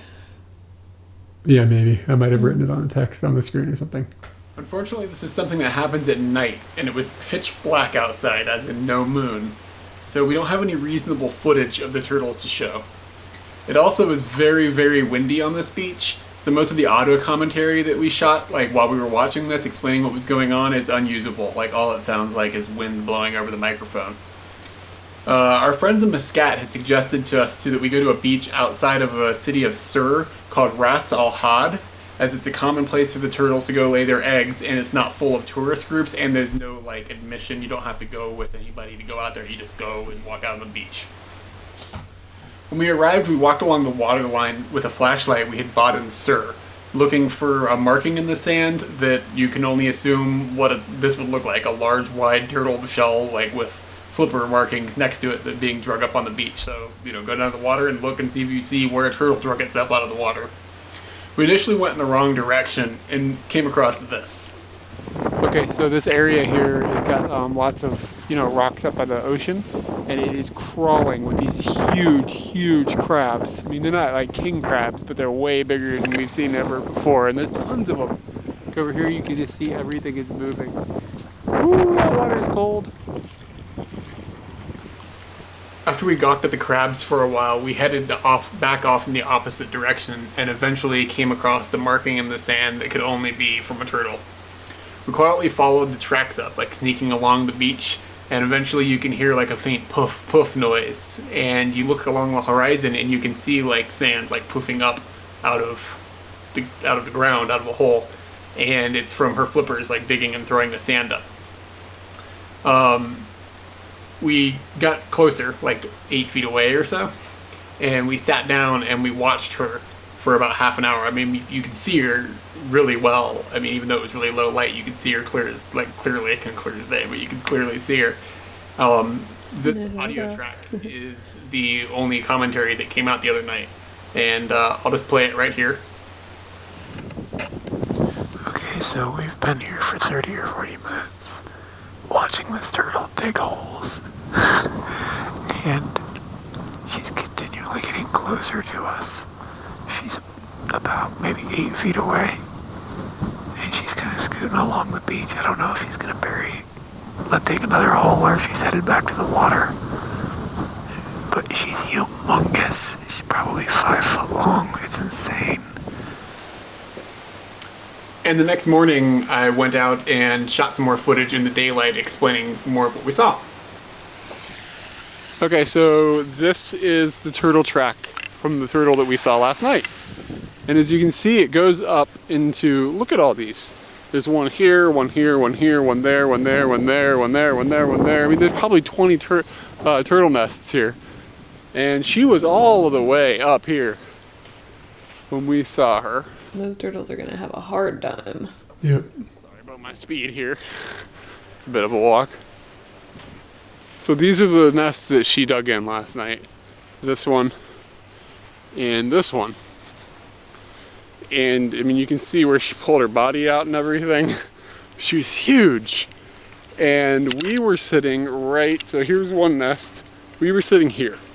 And when she got out of this nest, she came out like this and walked along, kind of trudged along, and went out over there. And I mean, she stops right here and turns around and just looks at us. It was so spooky, but it was amazing at the I can still see her face in my head. I remember this vividly. same time. And I don't know where she ended up, and it looks like she went into this tarp, and that's making me nervous. But let's see what's going on. Okay, good news. It doesn't go into the tarp. It goes around here, makes a big hook.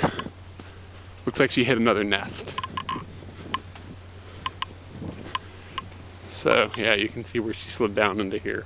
You can see where she tried to dig nests here and here. Alejandro in the background. But she came down here. Do you remember this night at all? Do you remember being on, Yes, on the yeah, beach? yeah.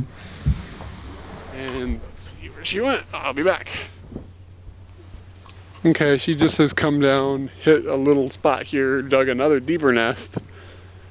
Came up over here. I mean, this was a long project for her. She was slow. Came over here, slid down here, made another deeper. I wonder if she lays eggs in every nest. Hit it back into the sea. It's actually kind of smart. Okay, so Yeah, I guess. Because like you were spreading out. Mm-hmm. Yeah. here, and if you look down like this, those are baby turtle tracks. So there are just hundreds and hundreds of nests we've been walking away. It's just everywhere. See lots of baby turtle tracks, but I'm fairly certain it's like 7:30. I think we're a little late, to be honest. I think that they get out a little earlier because the sun's already pretty hot, and you know they're trying to avoid cooking themselves. So I think we may have missed that half, but I was still astonished at what we saw last night. So definitely not a bust. So this is Camp Alejandro. This is where we spent the night. Listen to the wind. It's right That's a on the Turtle two-person Beach tent. thing. So it's very, very windy here.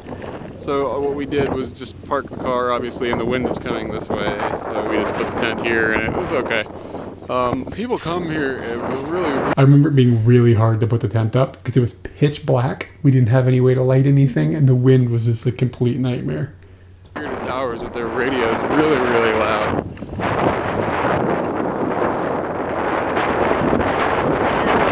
I went out of the tent because I had to go to the bathroom and I was going to walk over to the tree. And I was like, oh, it's nice. Cars haven't come in a while. Then 4 cars decided to come. 2 of them parked, one right next to our car, another one like 20 feet away from them. And the people got out of the car and just started dancing. And I was like, what is going on? I have to go pee. Go away. And then for like the next 10 minutes, the cars just moved back and forth from area to area, and people got out and danced. It was really, really strange. I don't even know if it really happened. I heard it, but I didn't see it. It was weird. Katie's taking this opportunity to drive in Oman. How's it going? It's going pretty good. All right. It's like an old phenomenon. If I had asked you if you had driven in any countries besides America and Japan, what would have you said? Did you? Oh, I think I would have remembered that I drove somewhere in the Middle East. Like I remember driving, but I might not have been able to nail down the country. But like England, Did you drive in England? In Scotland. Did you? Pretty sure. We'll find out in a few years when we get there. Yeah. For anyone who lives in the UK, which bank would you advise to me? Well, I have no idea. So here's a brief video of the amazing house we stayed in here in Muscat. Okay, so yeah, we did that road trip and we went back and stayed with them for another day or two before we left the country. Mm. And his family. It's been incredible. It's really early, so I don't want to be too loud. Because everybody's still sleeping. Get half We're on a our way out race. the door. But I just thought it was worth showing some of it. It's pretty amazing in here. I think we were getting up early to go to the airport. So today we are heading from Muscat to Egypt. We'll be landing in Alexandria, which I don't really know anything about there. So we're going to find out what Alexandria is all about. It's probably different than where we live. It was founded by Alexander the Great in like 332 BC. It's going to be great. There's a library. We are driving in our rental car, going to take it back, and we're hitting our last roundabout. So enjoy.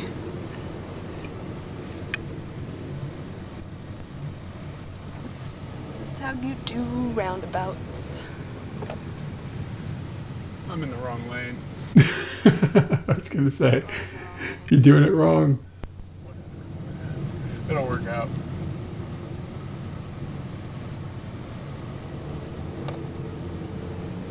Ah, we survived. All right, so that was the end of our adventure in Oman. That was the entire country that we just did in this evening. Let's look at some pictures here.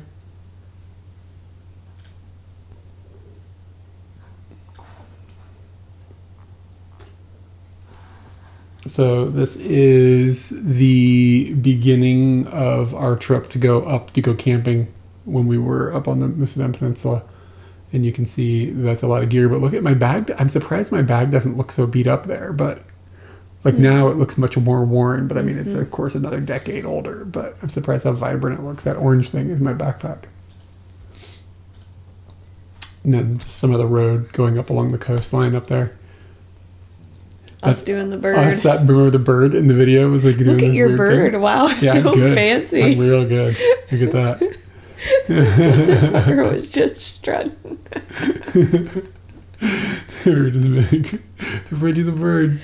You know, that's when you can tell when you're with fun people because you do this like really stupid thing. They're like, yep, I'm in there. There's the there bird. he is. What an inspiration. Took pictures of these seashells, tiny little That might be seashells. part of my scrapbooking idea, yeah. Mountainous road. So this is going up into that area. Mountainous road. Blind, beware. Corners. Beware blind corners. Engage low gear before descents. Engaging four-wheel drive advise. Observe directions given by road maintenance crews. Extreme caution. Yeah, I mean, it was like a dangerous area to be driving. Like there were areas where like the road could be a death trap to you if like it fell out from underneath the car. And just like stopping and going, I mean, look at this. It's nuts. It looks amazing.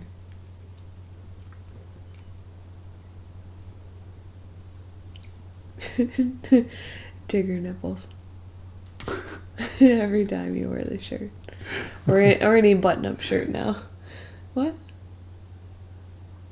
Is that part of the... Look at the rock. the finger. Rock, Okay. yeah. I was like, wow, I just was mentioning the tigger nipples. So when I was talking earlier about like how small things can look, like, that's me. Mm-hmm. Like, look at how big this landscape is. Think about how hard that would be to like traverse if you were like moving things around or whatever. I always think about this because like I'm sure like Afghanistan and Iraq and stuff like has similar like the way it looks. And when you think about like you're like, oh, we're gonna go like a country is gonna invade and try to take over. Like this is why you can't invade these countries. Like how do you manage that? What do you do with that? And when you don't know about it and they do, yeah, and they can use. I say they, like, I'm already against whoever's this person. I mean, they as but a the group people of, that live there understand the terrain and how to use it. Yeah, and then you're gonna like bring in like an army and deal with that. Like what? Your tank just drives up to Yeah, this. I mean you can't. Well, I guess we'll go back. Yeah, exactly. And like there's one road that goes up in this area. Like you could just, the people could be hiding up in that, and there's nothing you could do. It's like whenever I would hear about like the war or whatever, I would always think about this time that we were there, like, and just think about like we weren't that far from Afghanistan, like on a global scale. Like if that is in the same area, I mean it's just impossible to do anything with.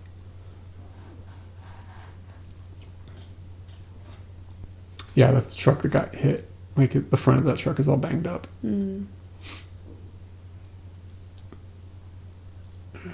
Oh my. Oh Yeah. my. Here's his like this is what we were using to figure out where things were. I don't think we had a GPS or anything. We were just like eyeballing it.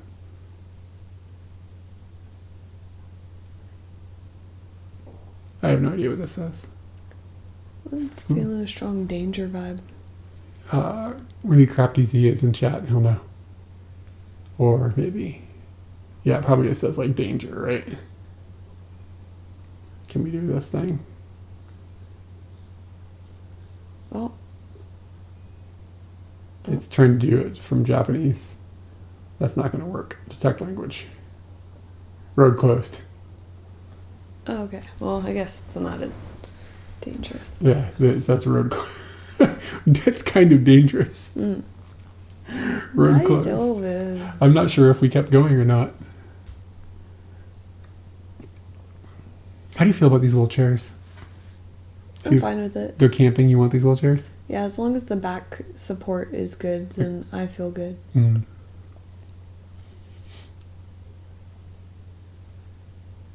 The campsite. That's where the donkey bayed.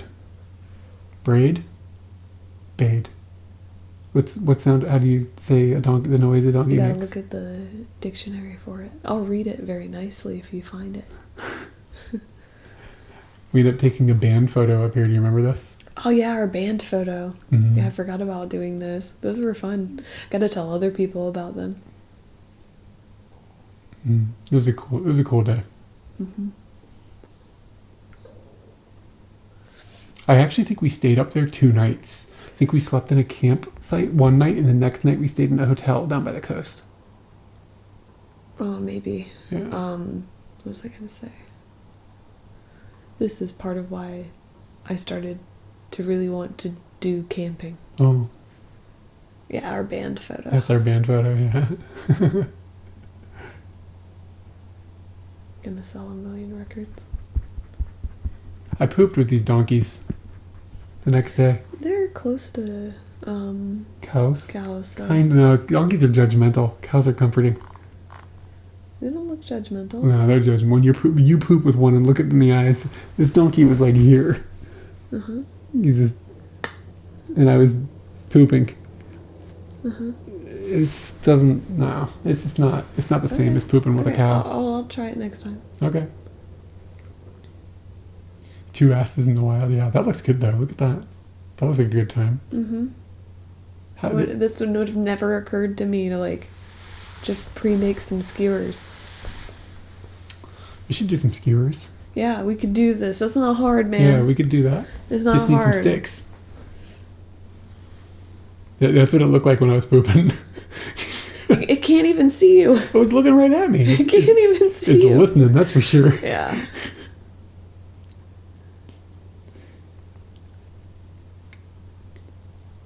It's crazy.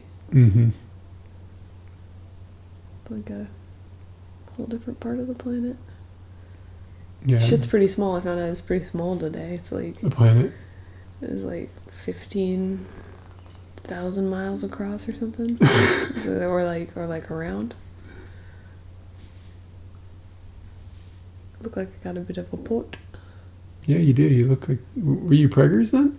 Yeah, pretty preggers. It's cool looking the road, the way the road does that. I wonder is that a lake that goes down to, or is that the ocean? Looks like a lake, kind of. I guess. I don't know.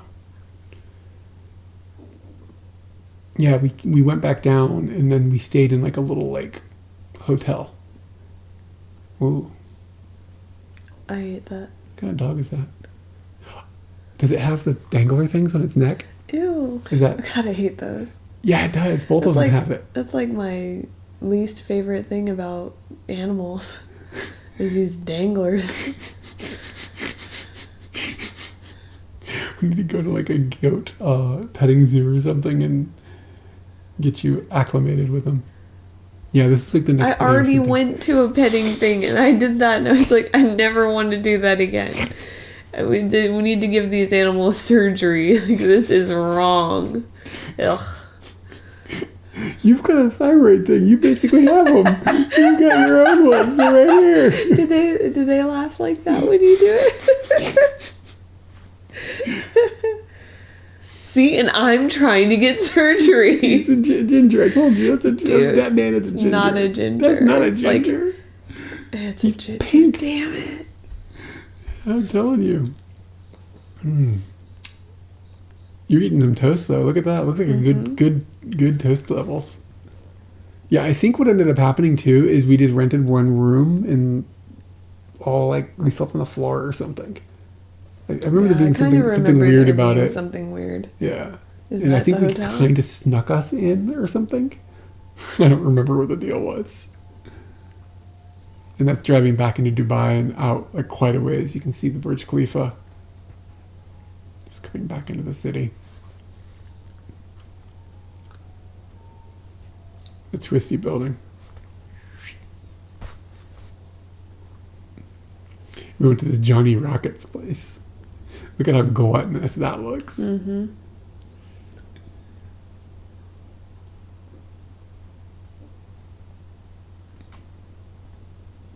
The man or lady thing I found interesting. But I see that This is just riddles with errors. How'd this person get a job? Well, they probably don't speak English natively.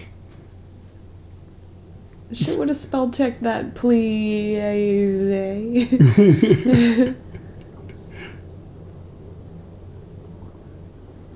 So now we're in the main part of Oman here, I think. Habibi. Are you ready for Habibi? Uh-huh. Oh, There's there he Habibi. is. Habibi. He did not like friendship. No. He was not interested in friendship, from what I remember. Yeah, this is the Sultan's palace. What swagger. Giant motherfucker walking I across bet the you we street. did that at fucking crosswalks. It's kind of really like you funny. definitely got to have your pants down low for that too. Like, what did they used to call that? There was a term for it. There was a term for like wearing your pants Like you had your boxers and then your pants were down lower. Yeah, what was it called? Hanging something or something Well, like that? no, we say hanging crack now, but it wasn't hanging crack. Oh my god, how did we forget this phrase? I don't know, because it's not the 90s anymore, man. Huh. The fort. It's funny they made a phrase for that. Yeah, I don't remember. I'm gonna let chat see, and if chat can't figure it out, then I'll just go to the internet. Low riders? No, it's a different thing. It's like a verb, I think. It's like a very American phrase. It's interesting to see eclairs, like in this part of the world. Look at the side signs. The side sign, yeah, where it's written in Arabic. There's that picture us. of us way out on that. It's not so impressive looking because you can't see the water between us and the... True. That's the restaurant with the goat. Mm. And that's the Katie with the goat.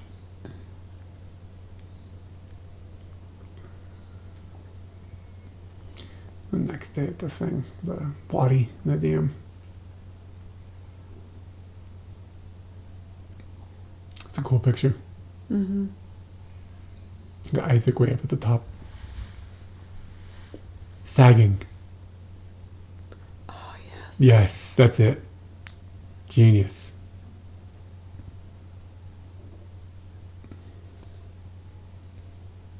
So glad I wore my shoes. Oh, go back. Can see me in the background. Oh, yeah. can also see Snick.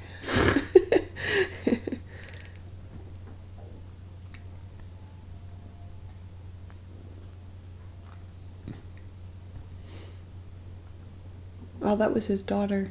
Mm-hmm.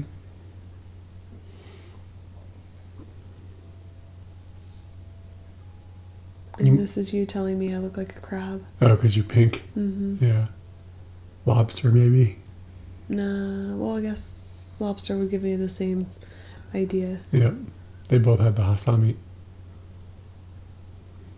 Oh, that's cool. Oh, Look at that's the bottom. me. You can see you jumping. That's neat. Hey, Ice Bunny.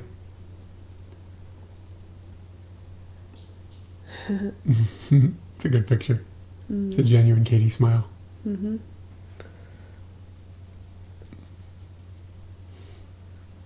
And then I got really tired of being in the sun. I was just... Do we not have sunscreen? I don't know. Yeah, what was the deal with that? I wonder, or if it was just that bright. Could be that it was forgotten and nobody had it, or I don't know. But yeah, I just remember sitting in the water, not giving a fuck if my towel got wet. This is my life now. This is in Oman in the Middle East. The coffee. I don't remember it being good. Yeah, I remember there was some sort of clusterfuck with the coffee. I don't remember what it was. So this is like, this mosque was like very modern, and you can see like how new all of this stuff looked at that point. It was like, I don't remember, a few years old, but it's all very like clean and modern looking in a way. And that's the chandelier, and I have a picture. That's me underneath of it. Like, I went and stood directly under it and let Isaac take a picture so that it would give a little bit of perspective on the size of the chandelier. Yeah, you gotta have a staircase. When you were telling it in the video, I was like, that's a lie. Yeah. That's a lie. Like, it doesn't look that big. Yeah, it looks pretty big. Yeah. Somebody gets up in there. I want to get up in there. It's amazing. Yeah, I remember when you came back with these pictures, I felt a little bit like, oh, I should have gone. But you would have just had a crabby person probably coming with you. And that would lessen the enjoyment for both of us. So I just had to enjoy the pictures.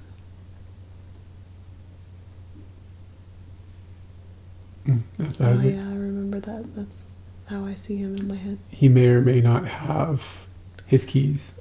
I wasn't sick, but I was just kind of exhausted.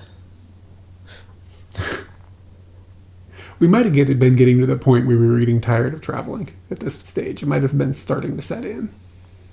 And it wasn't like we were... Well, I can't say that, so I'm not going to finish that statement.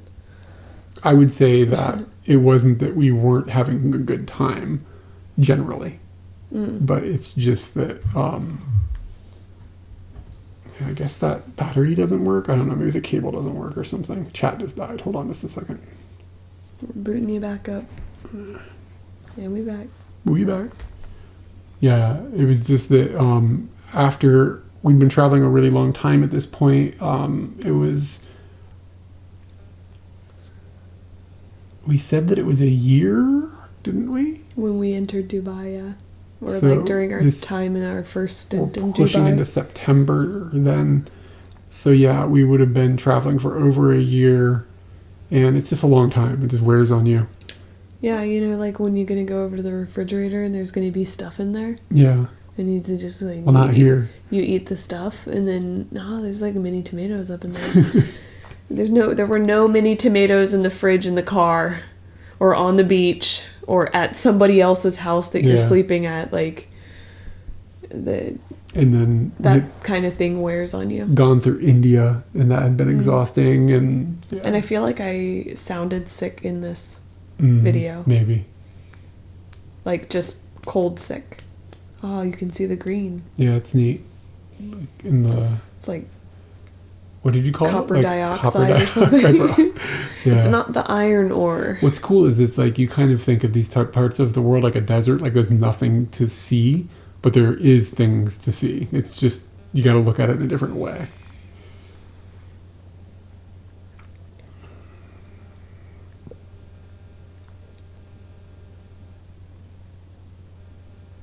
I said in the video what it actually was, so, but I don't remember what made the green. What makes the red is iron ore. This is the group of dudes that we met. Like I said, I'm pretty sure I remember this, them being cousins.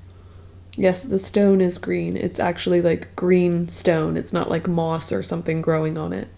I think it's possible somebody here thinks Katie is pretty.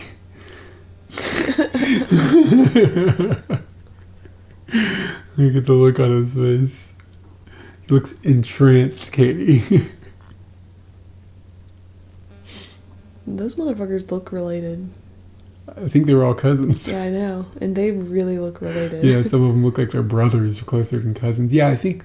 Well, I guess some of them could be brothers. If I recall, this dude was older than the rest of them. I think he was the one that was in Egypt. Like he was studying in Egypt or something. I can't remember, though. I just remember some of the stories more than the people, to be honest. Down inside the Wadi. That's a cool picture. Mm-hmm. Something about the color of everything, the rock and the water and everything. It was just magical. And this like 10 minutes that we were swimming through here. And like the sound of everything reverberating, like people splashing, like reverberating around and everything. It was a very... invasive's not right. Overwhelming's not right. It was just like sensory overload. In a way, like all of the sounds, all of the things that you could feel. I probably tasted that water for real. The smells of just being in the desert, like it really was. I said that the water was warmer than the air too, because it was like it cools off quite a bit in this part of the world at nighttime, or at least it did while in Oman. It's like the sun goes down, the temperature drops pretty quick. But the water in the rock is holding all of this heat. And then we stayed that night on the beach, watched the turtles. And again, like, we don't have any footage of this. Is one thing I wish we had footage of. But, like, the camera technology wasn't a thing at that point to get, like, this super low light. And we had flashlights, but we didn't want to, like, shine them, like, on the turtle and stuff and, like, disturb this turtle who's, like, trying to do her business, lay her eggs or whatever. It was almost too much maybe even to be out there, but... She seemed okay with the fact that we were there. She did her business and kept an eye on us. I don't know what she would have done if we had done something. It's not like she could have caught us. But we can catch her. Yeah, she kept. But this thing was like, this turtle was like this big around. It was huge. Katie driving. This was at the airport, I remember. That's a gun. Yeah. In the trash. It's weird. And then this is the last photo of us in Oman, and we can see your new shoes here. Oh, they're kind of... Yeah, I don't remember liking them very much, but I do remember them functioning for the rest of the trip. So you probably wore I think we went home in November. I think I'm a pretty big fan of the Velcro, as opposed to the clip. You like Velcro? As opposed to the clip. The clip that some of these sandals have, it's hard to like sit with your legs crossed because it puts the clip in a very bad spot. Oh, I see. Yeah, okay, I hear you. Okay, so we're going to be finishing up now. However, let's talk about the future. So the next time we do an Us Watching Us, we'll be picking up in Egypt. However, I don't know when that's going to be. I'm hoping by next Tuesday I'm in Hokkaido. So... like, I am hoping that we won't be here for Us Watching Us next week. However, it's possible we will. I just don't know. So, it's all very questionable moving forward from this moment. But once I come back, which will be, I assume, a few weeks at the very minimum, then we will pick up from Egypt. And then the things that are left in the Us Watching Us series before we take a break that I'm anticipating doing, like another break, is we have Egypt, Jordan, Israel and Palestine, and then I think we'll do the drive across America. And then I kind of think we might take a break with Us Watching Us for a little while, and then from there we'll jump into moving to Japan. but we'll see how it all goes. I don't know. Maybe I won't feel like we need a break or whatever. Will I stream in Hokkaido? The main objective of Hokkaido is going to be to film for YouTube. So I'm not going to say I'm not going to stream, but I'm not going to be like going to stream the entire time. I mentioned earlier at the beginning of this stream that I've been kind of stressed lately. I think I kind of need to unplug a little bit and just kind of, so I'm going to go up there and when I film, that's kind of therapeutic a little bit. Like I don't have to, things are just easier. I can go at a different pace. So I'm kind of really looking forward to going up and filming a series about motorbikeing around Hokkaido. It doesn't mean that I won't do some streaming. It's possible, but I really don't know. It'll depend on how I feel. And I don't know what Katie will get up to. I can set up, Katie will have the ability to stream from home. So I don't know if she'll feel like doing that. I have no idea what's going to happen, but things might slow down a little bit on the Twitch front for August, but definitely we'll get back into it. One other thing I can mention that will be coming, hopefully in September, I'll be streaming Tokyo Game Show. I'm pretty sure I have tickets coming for that on the media days, so I can go out to Tokyo Game Show on the days that aren't super busy. I guess somebody offered some tickets to me for that, so looking forward to that. That'll be like the end of September on a Tuesday or Thursday or Friday, I think. But anyway, so that's kind of what's moving forward. About those dates, September 21st and September 22nd. Yeah, it would be 21st, 22nd. I think it's like a Thursday, Friday. Or do you want to go? It depends on what's going on during that time. I think it's right before your break from school. Yes, it's right before my break from school, but I will have already taken the test. I probably, I can go after school. We'll have to see. Yeah. Anyway. And that can be sorted in the future. So anyway, that gets everybody up to speed with all the streaming and stuff, and we will see you at some point. If I don't leave by this weekend, then I might stream on Sunday, but I have no idea. Just keep an eye out on like X. I will not stream on Sunday. Yeah, you've got friends. Because friends are staying the night on Saturday. What if I convince them to stream? How awkward would that be? What would we do? We could just go to breakfast, have a gal's breakfast. What would you do with that? What would happen? You get everything you have to. Oh, you could do it because you could take Lewis's Wi-Fi unit and stream off your phone. All right. But anyway, we'll see everybody another time, whenever that is. Okay. Appreciate everybody hanging out. And I gotta wait 10 seconds here. I can see if there's a thing. Hold on. Do the thing. What's the thing? A raid. See if there's anybody to raid. Stream manager.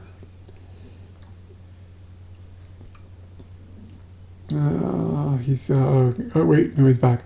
No, he's got low. I'm not gonna throw somebody's got low data right now. Here is I think she is Dutch. She is walking around in Amsterdam, and she's live streaming outside. So I'm just gonna throw you her direction, and everybody say what up when the raid finally happens.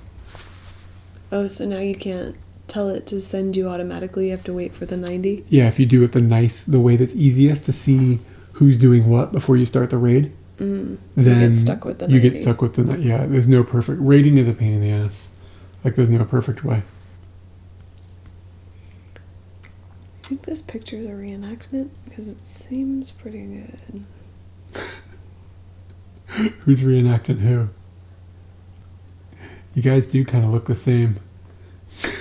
Look at his face. It's actually quite funny.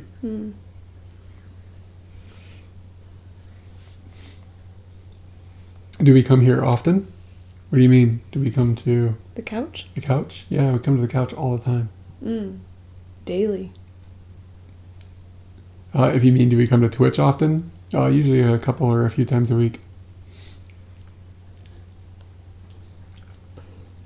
Didn't show people your sweet creation. Oh yeah, look how cool he looks. What a rad bro. Send them to the beach.